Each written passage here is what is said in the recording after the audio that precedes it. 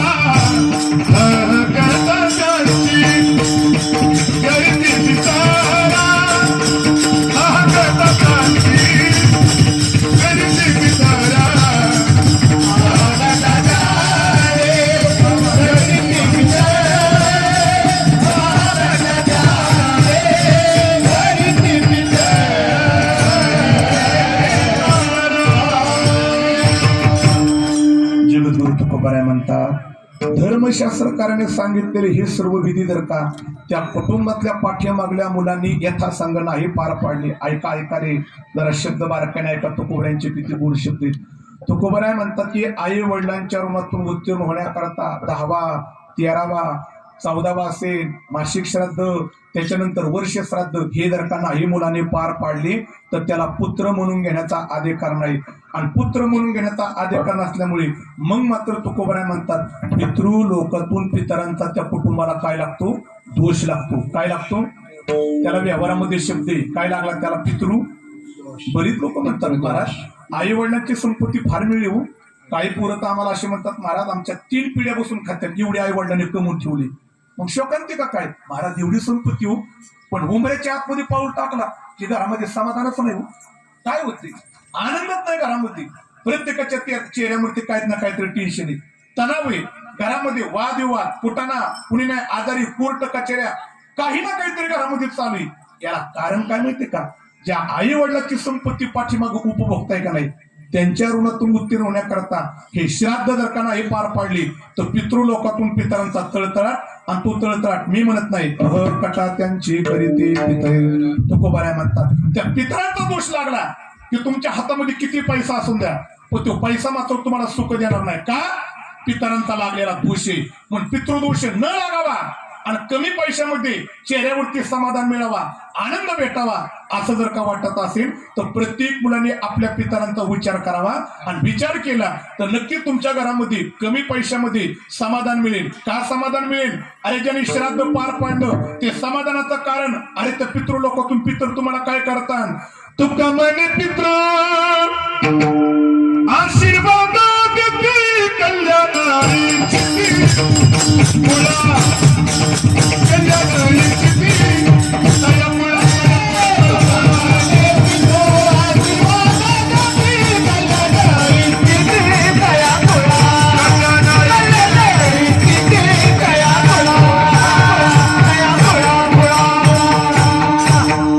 मी म्हणत नाही दादा, तुकोबाराय म्हणतात की ज्यांनी आई वडिलांची खरंच सेवा केली, त्यानंतर सुद्धा पितृलोकातून त्याला काय लागेल, तळतळाट लागेल. पण असा तळतळाट न लागावा, प्रत्येकाने श्राद्ध पार पाडावा. म्हणून अनुसंधाने या एवढी कुटुंबातील पाठीमागे दोन्ही मुलं आयुष्याच्या शेवटच्या श्वासापर्यंत जिला आई म्हटलं जातं, आपल्या आईवरती प्रेम करण्याचं काम केलं. मनोभावाने शेवटच्या श्वासापर्यंत सेवा केली. आणि गेल्यानंतर सुद्धा 1 वर्ष झालं, पण आईने केलेल्या उपकाराला, आईने आपल्यावरती केलेले प्रेम, या प्रेमाला ही दोन्ही मुलं विसरली नाहीत. आणि तेवढ्याच उत्साहामध्ये आई चरणातून उत्तीर्ण होण्याकरता आज हे पुण्यस्मरण पार पाडतात. आणि गोड वाक्य बोलू का, आजच्या दिवशी नक्कीच ही आदर्श माता पितृलोकातून आज खाली डोकून पाहत असेल, माझी मुलं माझ्याकरता गोड श्राद्ध पार पाडतात, मी 101% लिहून देणार. या आदर्श मातेचा दोन्ही मुलांना आशीर्वाद मिळाल्याशिवाय राहणार नाही. का, कारण श्राद्ध पार पाडतात. म्हणून प्रत्येकाने पार पाडावा, हे प्रत्येक पुत्राचं कर्तव्य. म्हणून अनुसंधाने हे वाक्पुष्प समर्पित करण्याकरता परिवाराच्या वतीने माझ्याकडे देण्यात आलेली आणि अनुसंधाने गोड तुकोबाऱ्यांचा अभंगी सावधानतेचा इशारा देणारा, या मृत्यू लोकात आले की तुकोबाऱ्या म्हणतात, या मृत्यू लोकात या मृत्यूचा स्वीकार करा अथवा न करा. या मृत्यू लोकात तुम्हा आम्हाला मृत्यू हा प्रत्येकाला निश्चित आहे. बरेच लोक म्हणतात, महाराज मृत्यू निश्चित आहे का, हा मृत्यू निश्चित आहे. या मृत्यूच्या बाबतीमध्ये कुणी दखल देण्याचं काम केलं, मृत्यूच्या बाबतीमध्ये कुणी वशिला वापरण्याचं काम केलं, मृत्यूच्या बाबतीत पैसा दाखवण्याचं काम केलं, मृत्यूच्या बाबतीत सत्ता, संपत्ती, ऐश्वर, प्रतिष्ठा, मान सन्मान हे दाखवण्याचं काम केलं, तर धर्मशास्त्रकार म्हणतात मृत्यूच्या बाबतीमध्ये कुणाचं काही चलत नाही. अरे मृत्यूच्या बाबतीमध्ये तुमचं माझं चलत नाही आणि मृत्यूला सामोरे जावं लागतंय, नवल नाही. अरे येथे आलेला कुणाला आहे, येथे नाही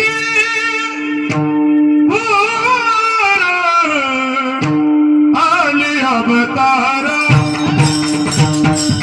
येथे नाही आले अवतार, येथे नाही आले अवतार, येथे नाही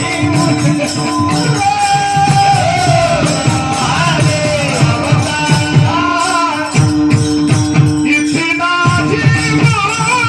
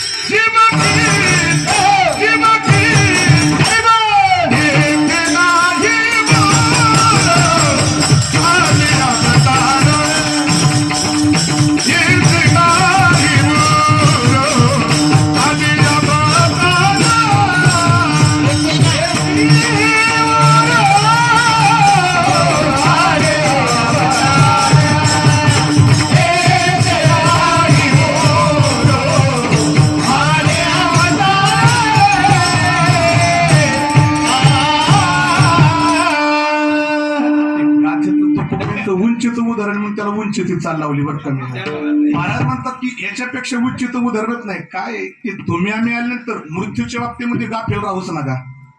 अरे ज्या जगाच्या बापाच्या हातामध्ये त्रिभुवनाची सत्ता आहे, ज्या जगात बापाने सहज म्हणावा, म्या बोलविल्या वेद बोली, म्या चालविल्या सूर्य चाले, म्या हलविल्या प्राण हाले, जगाचे चाळेता. अरे त्रिभुवनाची सत्ता ज्याच्या हातात आहे, काळ ज्याच्या ताब्यात आहे. पण जगाचा बाप जरी मृत्यू लोकात आला तर मृत्यू लोकांच्या नियमाच्या विरोधात जगाच्या बापाला जाता येत नाही. इथे गुरु नाही आले अवतार. देवाला सुद्धा मृत्यू लोकातून निश्चित काय करावं लागते, जावं लागते. मृत्यू या मृत्यू लोकातला प्रत्येकाला काही निश्चित वेळ माझ्या हातामध्ये कमी. मग महाराज हा मृत्यू जर काही आधी आला निश्चित आहे, त्याला निश्चित त्याचं कारण काय हो. एका हिंदी पदामध्ये ते गोड वर्णन आलं बरं का. या मृत्यू लोकातला मृत्यू या द्याला निश्चित काय बरं का, ते प्रतिनिधी वर्णन आले हिंदी पदामध्ये. त्यांनी म्हटलं मृत्यू का निश्चित आहे. त्यांनी म्हणावा, हे मन मुसाफिरा निकलना पडेगा, हे मन मुसाफिरा निकलना पड़ेगा.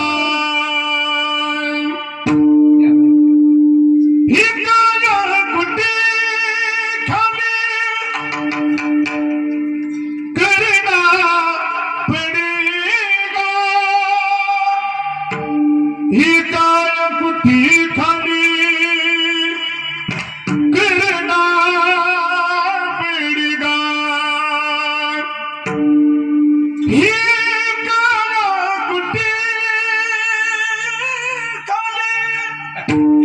करना पड़ेगा, हिकाया कुटी खाली करना पड़ेगा.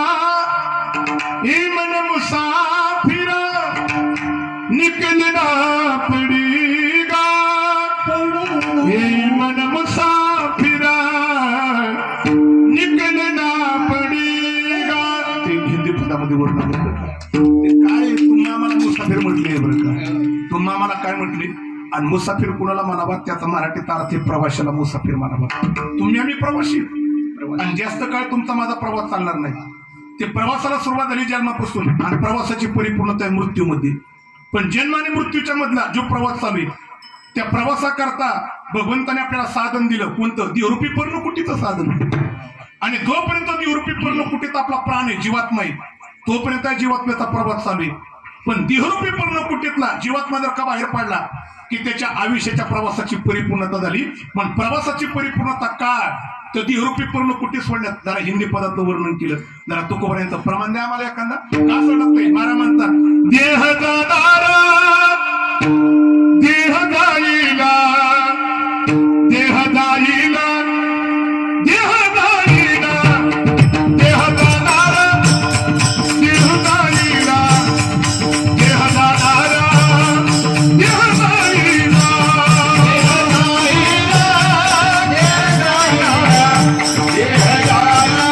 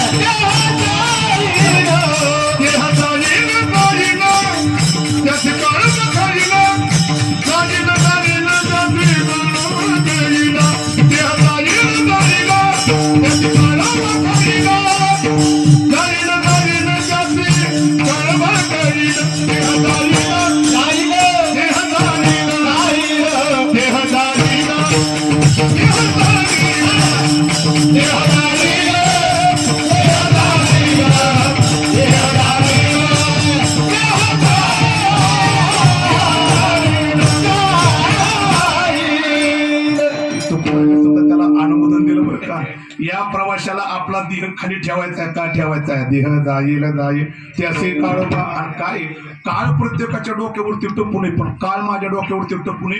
माणसं त्याची दखल घेण्याकरता तयार. एक लक्षात ठेवा, दखल घ्या नाही तर नका घेऊ. काळ एक दिवशी तुमच्या माझ्या डोक्यावरती टपू नये. काळ दडप घालीन आणि कधी काळ तुम्हाला आम्हाला उचलीन ते सांगता येत नाही, पण मृत्यू निश्चित आहे, निश्चित आहे, निश्चित आहे. ते याच्यावरती काय माहितीये का, बरेचसे आमचे काही विज्ञानवादी वली आक्षेप घेतात, महाराज तुम्ही कोणत्या युगात जीवन जगताय? माणसं चंद्रापर्यंत पोहोचले, काय विज्ञानाने क्रांती केली आणि मरणार मरणार म्हणताय. महाराज आता या मरणावरती सुद्धा मात करण्याकरता विज्ञान तयारी करते. शब्द ऐका, विज्ञान चंद्रावरती जाऊ किंवा मंगळावरती जाऊ, कुठेही जाऊ, पण विज्ञानाने किती क्रांती केली, किती बदल केला आणि किती जरी काही केलं, मृत्यूच्या बाबतीमध्ये विज्ञानाला दखल देता येत. दखल देता येत. किती तयारी करा विज्ञानाच्या माध्यमातून. आज डॉक्टरांनी फार मोठी क्रांती केली. का आता तुमच्या करमाळ विभागाच्या एखादा डॉक्टर आहे ज्याने इंजेक्शन दिले की माणूस मरतच नाही. विज्ञानाने किती क्रांती करून द्या, विज्ञानाला मृत्यूच्या बाबतीमध्ये दखल देता येत नाही. आणि मला वाटते की विज्ञानाला, डॉक्टरांना मृत्यूच्या बाबतीमध्ये दखल देता येते असं जर का म्हणावा तर तुकोबऱ्यांना गाथेत प्रमाण टाकावत लागलं तर तुकोबऱ्या म्हणतात, वैद्य वाचवी जीवा, वैद्य वाचवी जीवा,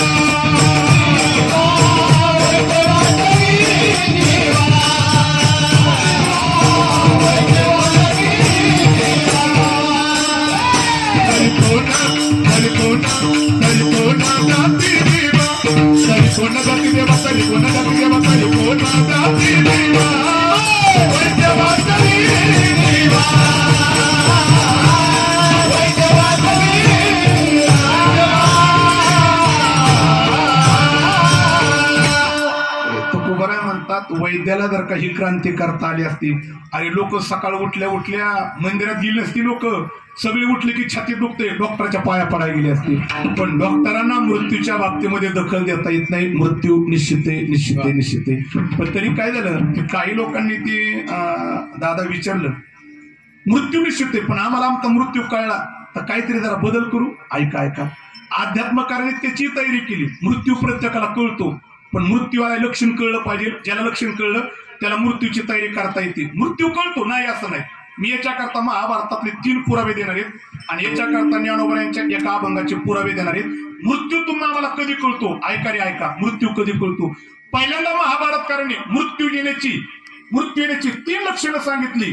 3 लक्षणं सांगितली. महाभारतकार म्हणतात की पहिला मृत्यू तुम्हाला आम्हाला आला की ती मृत्यू कळण्याचं पहिलं लक्षण तुम्हाला आम्हाला कळतं 6 महिन्यापूर्वी. दुसरं लक्षण कळतं 3 महिन्यापूर्वी आणि तिसरं लक्षण कळतं माणूस मरायच्या अगोदर 15 दिवस. मग काही म्हणतील की महाराज ही लक्षणं कळतात आम्हाला 6 महिन्यापूर्वी मृत्यू येणार आहे. लक्षण कोणतं आहे ते महाभारतकाराने जन्मेजय राजाला मृत्यूचं पहिलं लक्षण सांगितलं. 6 महिन्यापूर्वी मृत्यू कसा ओळखायचा. फक्त पाया पडतो, ऐकल्यानंतर प्रयोग करू नका आणि घाबरू नका, फक्त एवढं करा. ते महाभारतकार म्हणतात की 6 महिन्यापूर्वी मृत्यू कसा येतो. आता इकडे पहा, मृत्यू कसा ओळखायचा पहिलं लक्षण सांगितलं. ते इकडे येत असताना आपले मला वाटते इकडे पूर्व दिशा ना, बरोबर आहे का. आता इकडे पहा, मृत्यू कसा ओळखायचा 6 महिन्यापूर्वी. महाभारतकार म्हणतात की ज्याचा मृत्यू 6 महिन्यावरती आलेला आहे अशा माणसाने पूर्वेला दिवस उगवला आणि त्यांनी काय करायचं, पूर्वेला पाठ करायची आणि पश्चिमेला चालायचं. ऐका रे, 6 महिन्यापूर्वी मृत्यू कसा ओळखायचा. पूर्वेला पाठ केली आणि पश्चिमेला चालू लागला तर पूर्वेला दिवस उगवल्यामुळे तुमची माझी प्रत्येकाची सावली कोणत्या दिशेला पडायला पाहिजे, पश्चिमेला पडले पाहिजे. आता इकडे बारकाईने बघा, पण ज्याचा मृत्यू 6 महिन्यावरती आलेला आहे असा मनुष्य पूर्वेला पाठ करून पश्चिमेला चालू लागला तर नियमाने प्रत्येकाची सावली पश्चिम दिशेला पडली पाहिजे. पण महाभारतकार म्हणतात की ज्याचा मृत्यू 6 महिन्यावरती आलेला आहे अशा माणसाची सावली पश्चिम दिशेला न पडता अशा माणसाची सावली जर का दक्षिण दिशेला पडली की डोळं झाकून ओळखायचं माझा मृत्यू 6 फक्त पाया पडतो, प्रयोग करून घाबरू नका फक्त कोणी. फक्त ते काही जण म्हटले महाराज 6 महिन्याची मोठी फाडून टाकली की जरा याच्यापेक्षा जवळ सांगा. आता 3 महिन्यावरती मृत्यू कसा ओळखायचा. आता ऐका, इथे तुमच्या जवळ इथं सरोवर, तलाव, नदी वगैरे कोणची आहे ना, तलाव आहे का. पण इकडे पहा, इकडे पाहता. आता कीर्तन झालं की कोणाला सांगूच नका, डायरेक्ट तलावाच्या जवळ जा.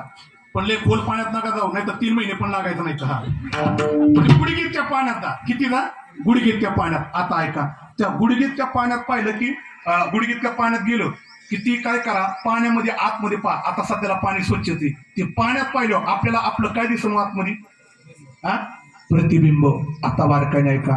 पण ज्याचा मृत्यू 3 महिन्यावरती आलेला आहे अशा माणसाने पाण्यामध्ये डोकून पाहिलं की त्याला पूर्ण शरीर दिसन, पण 3 महिन्यावरती मृत्यू आलेला आहे अशा माणसाला पाण्यात आपलं मस्तक दिसणार नाही. आणि मस्तक नाही दिसलं की त्याने डोळं दाखवून ओळखायचं माझा मृत्यू 3 महिन्यावरती आलेला आहे. ते काही जण म्हणले महाराज 3 महिन्याची नोटीस फाडली की जरा जवळचा मृत्यू सांगा.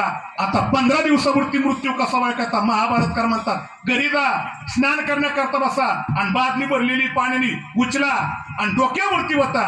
महाभारतकार म्हणतात की आंघोळ करत असताना बादल्या जरी डोक्यावरती वतल्या, पण ज्याचा मृत्यू 15 दिवसावरती आलेला आहे अशा माणसाने आंघोळ करत असताना किती बादल्या जरी वतल्या, ते आंघोळ करत असताना ज्या माणसाचं दोन्ही खांद आणि छातीचा मधला भाग कोरडा राहिला की त्याने डोळं झाकून ओळखायचं माझा मृत्यू 15 दिवसावरती आलेला आहे. ते काही जण म्हणजे महाराज सामान्यांकरता लक्षणं सांगितली, साधूच्या वेशामध्ये ज्ञानोबा लक्षण सांगितलं. 9 दिवसा मृत्यू कसा ओळखायचा, कानात बोटं घाला आवाज नाही आला तर. 7 दिवसावरती डोळं घट्ट पकडा गोल गोल रिगा नाही दिसल्या तर. 5 दिवसावरती मृत्यू कसा ओळखायचा, ती कीर्तन बसल्या प्रत्येकाने काय करा असं वर बघा आपापली भोवळी दिसेल, नाही दिसली 5 दिवसात मृत्यू होईल. आणि शेवटी सांगितलं मृत्यू कसा ओळखायचा, बसल्या प्रत्येकाने तिरक काय करा आपापल्या नाकाचा शेंडा बघा. ते तुमचं जाऊन द्या मला बघून द्या पहिले. नाकाचा शेंडा बघा आणि नाकाचा शेंडा जर का नाही दिसला आणि मग मात्र ज्ञानोबा म्हणतात तेची दिनी माना रामकृष्ण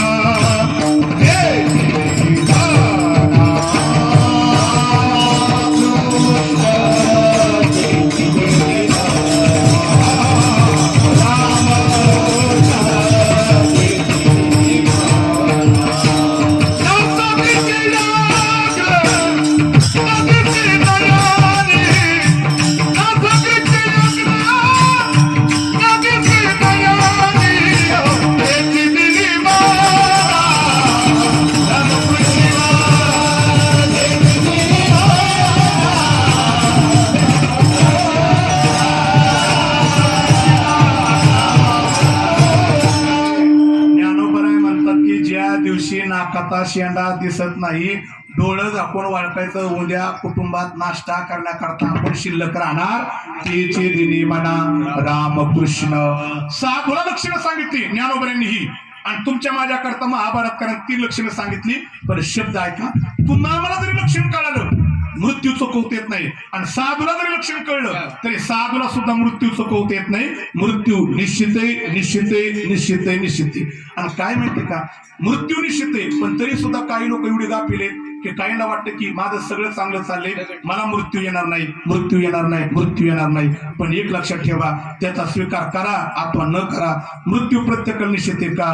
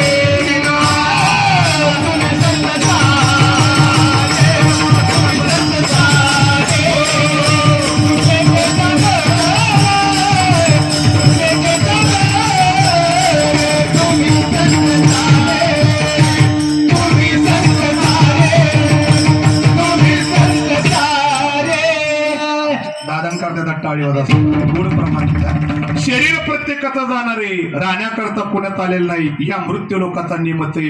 पंचतत्वाकून काळाकून देह वसना आणला पाचाचा आहा त्याच्याकडून आणलेला आहे आणि त्याला देण्याकरता प्रत्येकाला काय करायचंय जायचंय. याच्यामध्ये बदल होणार नाही. पण काही लोकांना मात्र एवढं सांगू सुद्धा विश्वास बसत नाही. काही लोकांना लय फार मोठा संभ्रम असतो. माझी पत्नी चांगली, माझी मुलं चांगली, माझं कुटुंब चांगले, माझी संपत्ती, माझी जमीन आहे, माझा पैसा आहे, माझं भाऊ आहे, माझं बहीण आहे. आणि ज्या नाथबाबांची काल षष्ठी झाली ना ते मला माहित नाही शेपक प्रमाणे का कसं आहे. पण ते दत्ता महाराज एवढं गोड प्रमाणे ना ते नाथ बाबा म्हणतात याचा जो भरवसा धरताय ना याच्या बाबतीत यातलं तुमचं कोणी कामाला येणार नाही. नाथ बाबांनी म्हणावा ही नाही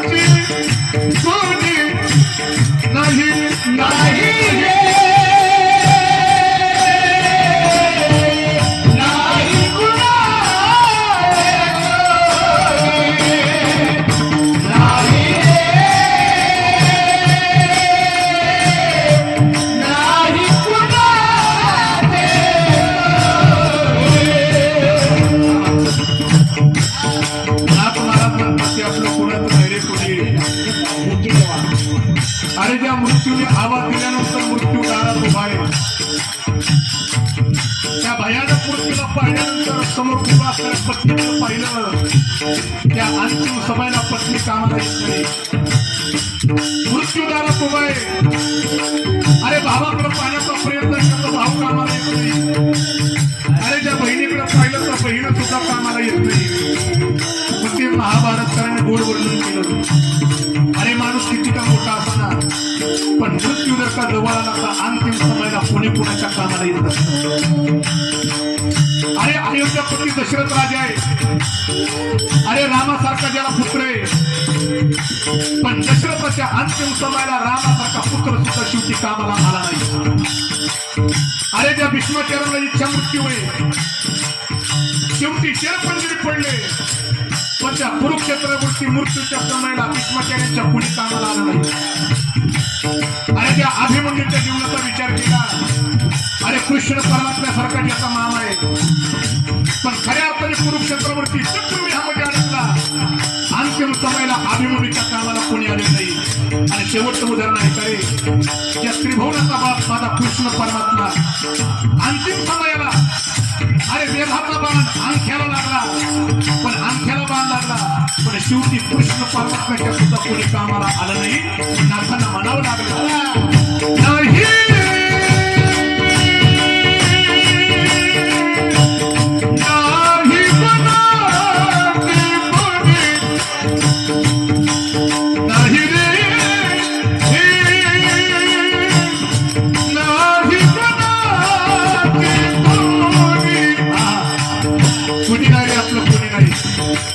नाथांना पुढे वर्णन करताना तुमच्या माझ्या करता म्हणावं लागलं थोडासा नाथांनी म्हणावा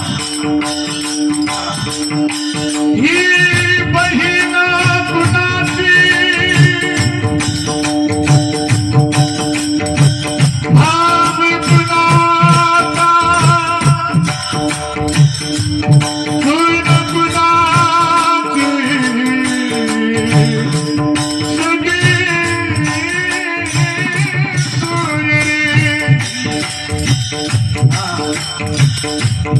ही बहीण कुणाची भाव कुणाचा गुण कुणाची सगळी सोयरी.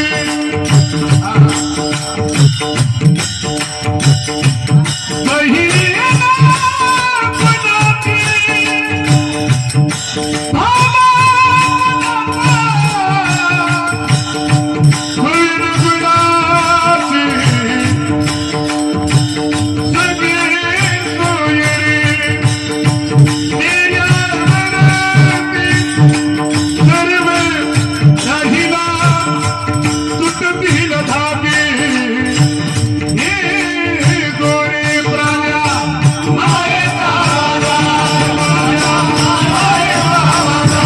नाही रे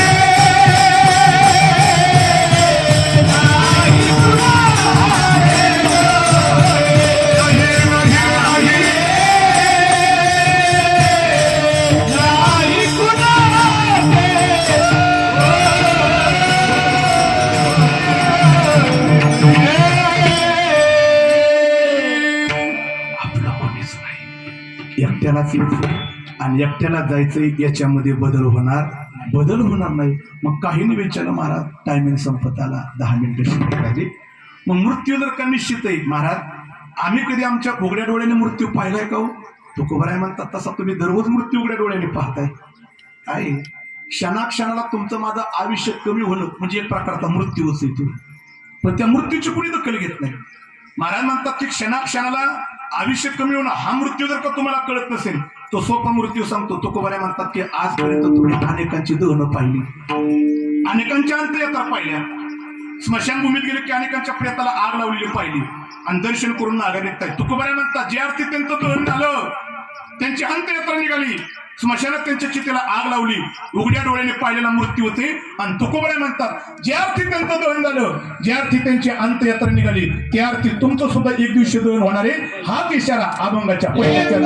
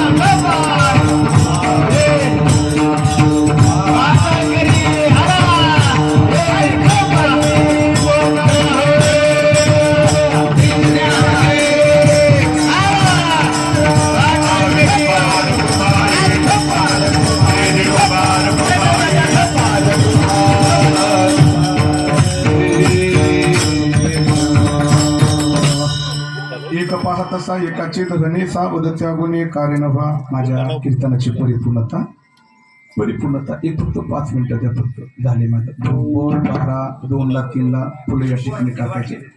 बुका लागतोय का? बुका हा बुका नाही राहून द्या. शेवटी तुम्ही बुकच लावणार अहो जाताना हो तसा नाही अर्थ तरी वेगळा अर्थ नका जाऊ द्या बस बस या एक पहा तसा एकाचे दहने सावध त्या गुन्हे कार्य नव्हा जगद्गुरु तुकोबा यांनी फार गोड अशा प्रकारे सावधानतेचा इशारा दिला. महाराज म्हणतात की आता सावध का एक पहा तसा एकाची दहने अनेकांची दहनं पाहिली आणि ती दहनं पाहिली का पाहिली कारण त्या दहनाला कारणीभूत प्रत्येकाला मृत्यूला सामोरे जावं लागलं आणि मृत्यू एवढा अटळ सांगितला एवढा निश्चित सांगितला की प्रत्येकाचं दहन होणार आहे. पण ते दहन होत असताना महाराज म्हणतात की त्या दहनाच्या अगोदर काय अवस्था होती त्याची काय अवस्था आहे. महाराज म्हणतात की क्या भरोसा है इस जिंदगी का ही साथ देते नहीं ही साथ देते नहीं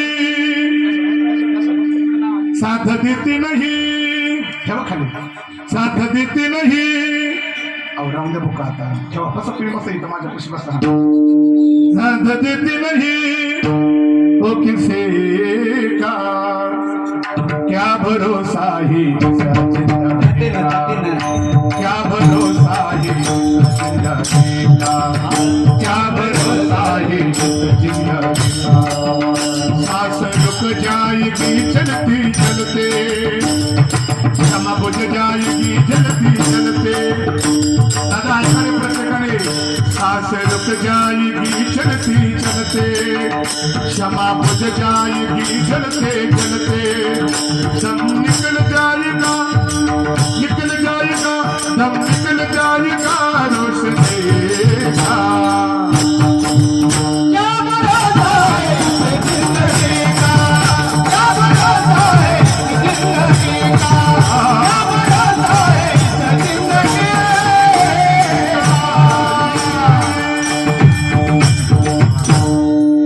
प्रत्येकाचं दहन होणारे पण दहनाच्या अगोदर क्या भरोसा है किसी जिंदगी का साथ देते नाही वो किसी का प्रत्येकाचा श्वास थांबणारे आणि प्रत्येकाचं दहन होणारे मग तुकोबाराय म्हणतात आता तरी सावध व्हा सावध व्हा सावध व्हा सावध व्हा.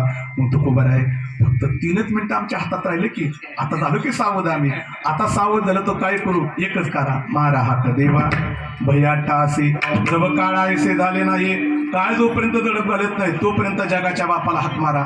जगाच्या बापाला हाका का मारायचे तुकोबाराय म्हणतात अंत काळीचा सोयरा तुका म्हणे विठू धरा तोच फक्त कामाला येणारे मग त्या जगाच्या बापाला हाका मारा मारा. मग आयुष्य हातात राहिले पण किती राहिले महाराज म्हणतात मरणाचे तव गाठोडी पदरी जेणे तोची वरी माप भरी. आयुष्याचं माप भरलं नाही तोपर्यंत आयुष्य हातात एकदा का आयुष्याचं माप भरलं की तुमच्या माझं आयुष्य संपलं आणि आयुष्य संपलं की आपल्याला मृत्यू लोकातून जायचे. मग सावध व्हा सावध व्हा. आणि हे ज्याला कळालं जगाच्या बापाला हाक मारली आता तुकोबाराय म्हणतात की त्याला मार्ग कळला आणि न मार्ग कळल्यामुळे तुकोबाराय म्हणतात तुका म्हणे वाहती मार्ग तुका म्हणे वाहती वाहती